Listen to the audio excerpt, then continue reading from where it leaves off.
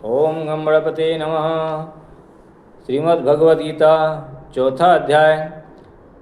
इसके उपरांत श्री कृष्ण महाराज बोले, हे अर्जुन, मैंने इस अविनाशी योग को कल्प के आदि में सूर्य के प्रति कहा था, और सूर्य ने अपने पुत्र मनु के प्रति कहा, और मनु ने अपने पुत्र राजा इक्ष्वाकु के प्रति कहा। इस प्रकार परंपरा से प्राप्त हुए इस योग को राजर्षियों ने जाना, परंतु हे अर्जुन, वह योग बहुत काल से इस पृथ्वी में लोप हो गया था।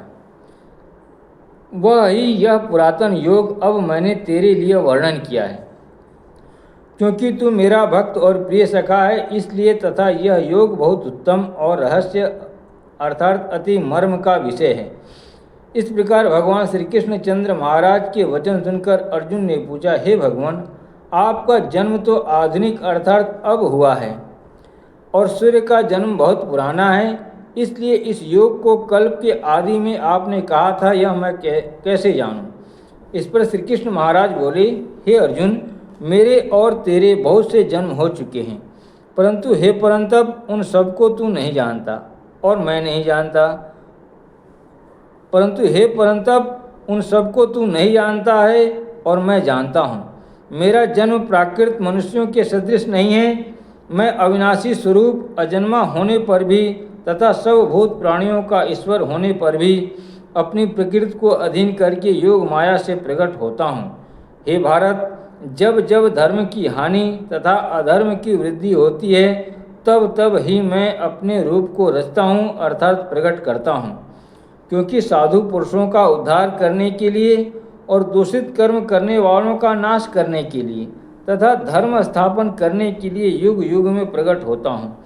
इसलिए हे अर्जुन, मेरा वह जन्म और कर्म दिव्य अर्थात अलौकिक है।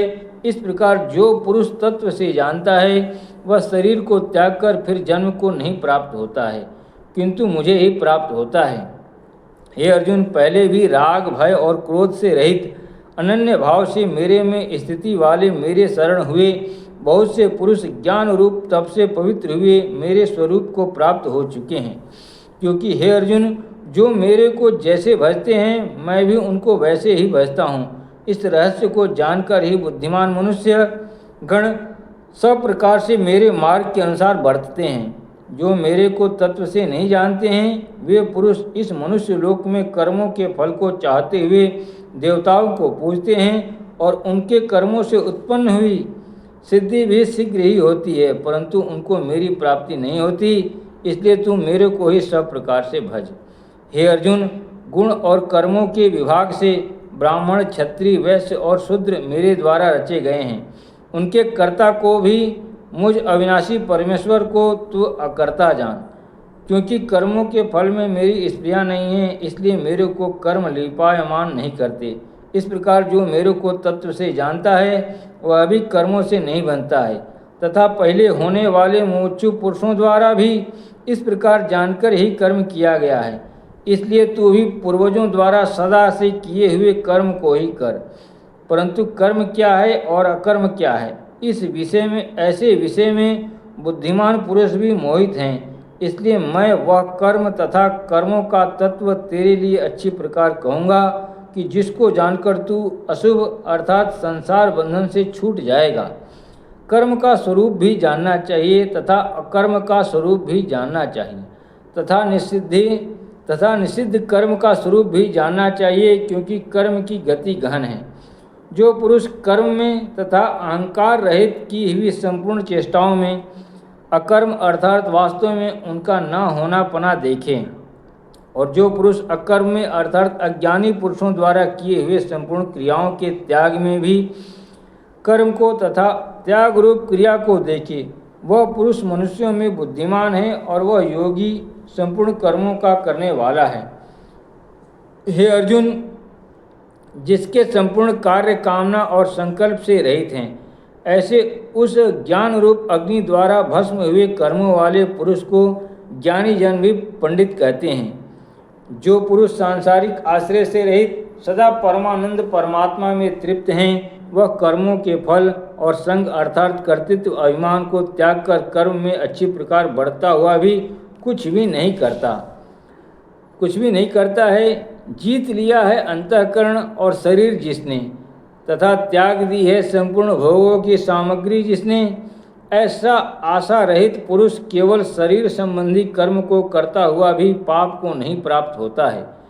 अपने आप जो कुछ आप प्राप्त हो उसमें ही संतुष्ट रहने वाला और हर्ष शोक आदि द्वंद्वों से अतीत हुआ तथा मत्सरता अर्थात ईर्ष्या से रहित सिद्धि और असिद्धि से समत्व भाव वाला पुरुष कर्मों को करके भी नहीं बनता है, क्योंकि आसक्ति से रहित ज्ञान में स्थित हुए चित्त वाले यज्ञ के लिए आचरण करते हुए मुक्त पुरुष के संपूर्ण कर्म नष्ट हो जाते हैं। उन यज्ञ के लिए आचरण करने वाले पुरुषों में से कोई तो इस भाव से यज्ञ करते हैं कि अर्पण अर्थात श्रुवादिक भी ब्रह्मा है और हवि अर्थात हवन करने योग्य द्रव्य भी ब्रह्मा है और ब्रह्मा रूप अग्नि में ब्रह्मा रूप कर्ता के द्वारा जो हवन किया गया है वह भी ब्रह्मा ही है। इसलिए ब्रह्मा रूप कर्म में समाधिस्थ हुए उस पुरुष द्वारा जो प्राप्त होने योग्य है वह भी ब्रह्मा ही है। और दूसरे योगी जन देवताओं के पूजन रूप यज्ञ को ही अच्छी प्रकार उपासते हैं अर्थात करते हैं, और दूसरे ज्ञानी जन पर ब्रह्मा परमात्मा रूप अग्नि में यज्ञ के द्वारा ही यज्ञ को हवन करते हैं। अन्य योगी जन श्रोतादिक सब इंद्रियों को संयम अर्थात स्वाधीनता रूप अग्नि में हवन करते हैं, अर्थात इंद्रियों को विषयों से रोककर अपने वश में कर लेते हैं। और दूसरे योगी लोग शब्दादिक विषयों को इंद्रिय रूप अग्नि में हवन करते हैं, अर्थात राग द्वेष रहित इंद्रियों द्वारा विषयों को ग्रहण करते हुए भी भस्म रूप करते हैं। दूसरे योगी जन संपूर्ण इंद्रियों की चेष्टाओं को तथा प्राणों के व्यापार को ज्ञान से प्रकाशित हुई परमात्मा में स्थित रूप योगाग्नि में हवन करते हैं।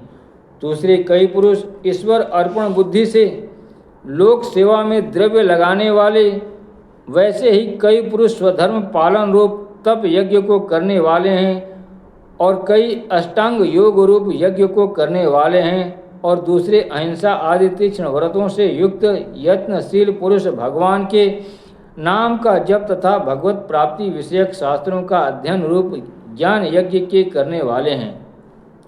दूसरे योगी जन अपान वायु में प्राण वायु को हवन करते हैं, वैसे ही अन्य योगी जन प्राण वायु में अपान वायु को हवन करते हैं, तथा अन्य योगी जन प्राण और अपान की गति को रोककर प्राणायाम के परायण होते हैं। दूसरे नियमित आहार करने वाले योगी जन प्राणों को प्राणों में ही हवन करते हैं। इस प्रकार यज्ञ द्वारा नाश हो गया है पाप जिनका, ऐसे यह सब ही पुरुष यज्ञों को जानने वाले हैं। हे कुरुश्रेष्ठ अर्जुन, यज्ञों के परिणाम स्वरूप ज्ञान अमृत को भोगने वाले योगी जन सनातन परब्रह्मा परमात्मा को प्राप्त होते हैं, और यज्ञ रहित पुरुषों को यह मनुष्य लोक भी सुखदायक नहीं है, फिर परलोक कैसे सुखदायक होगा।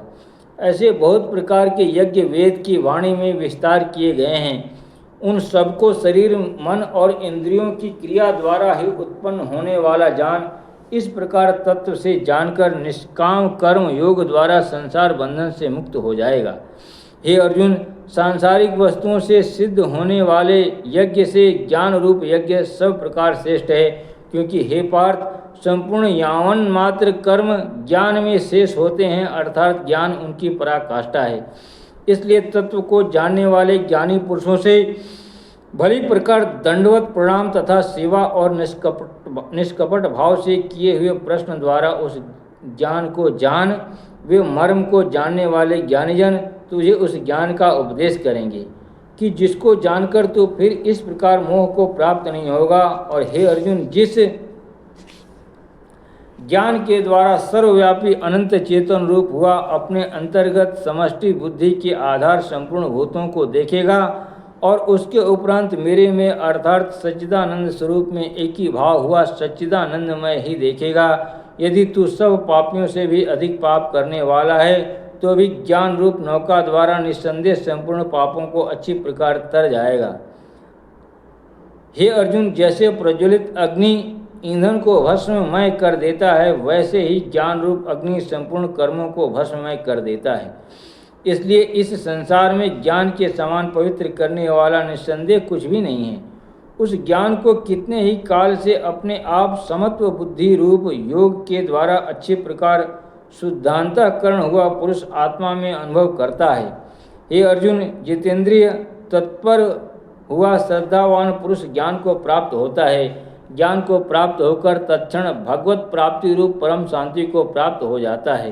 हे अर्जुन, भगवत विषय को न जानने वाला तथा श्रद्धा रहित और संशय युक्त पुरुष परमार्थ से भ्रष्ट हो जाता है। उसमें भी संशय युक्त पुरुष के लिए तो न सुख है और न यह लोक है, न परलोक है, अर्थात यह लोक और परलोक दोनों ही उसके लिए भ्रष्ट हो जाते हैं। हे धनंजय, समत्व बुद्धि रूप योग द्वारा भगवद अर्पण कर दिए हैं संपूर्ण कर्म जिसने, और ज्ञान द्वारा नष्ट हो गए हैं सब संशय जिसके, ऐसे परमात्म परायण पुरुष को कर्म नहीं बांधते हैं। इससे हे भरतवंशी अर्जुन, तू समत्व बुद्धि रूप योग में स्थित हो और अज्ञान से उत्पन्न हुए हृदय में स्थित इस अपने संशय को ज्ञान रूप तलवार द्वारा छेदन करके युद्ध के लिए खड़ा हो। हरिओम तत्सत। इति श्रीमद्भगवद गीता रूपी उपनिषद एवं ब्रह्मा विद्या तथा योग शास्त्र विषयक श्री कृष्ण और अर्जुन के संवाद में ज्ञान कर्म संन्यास योग नामक चौथा अध्याय। ओम नमः शिवाय।